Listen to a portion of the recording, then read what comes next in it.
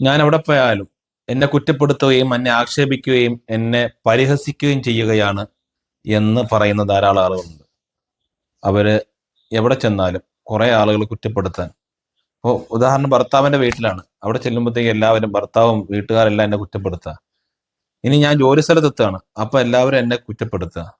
ഞാൻ എവിടെയാണോ ചെല്ലുന്നത് അവിടെ എല്ലാവരും എന്നെ ആ, കുറ്റപ്പെടുത്തുകയും വളരെ മോശമായ രൂപത്തിൽ എന്നോട് പെരുമാറുകയും ചെയ്യുകയാണ്. എനിക്ക് ജനങ്ങളുടെ ഇടയിൽ, അല്ലെങ്കിൽ ഞാൻ ജോലി സ്ഥലത്ത്, എൻ്റെ വീട്ടിൽ, എൻ്റെ കുടുംബത്തിൽ എനിക്കൊരു അംഗീകാരം കിട്ടുന്നില്ല, അല്ലെങ്കിൽ ഞാൻ ഉള്ള സ്ഥലത്ത് എനിക്ക് വേണ്ട പരിഗണന കിട്ടുന്നില്ല എന്നൊക്കെ പറയുന്ന ആളുകൾക്ക് ചെല്ലാൻ പറ്റുന്ന ഒരു ദിക്കറാണ് യാ മലിക്കു എന്ന ദിക്കർ.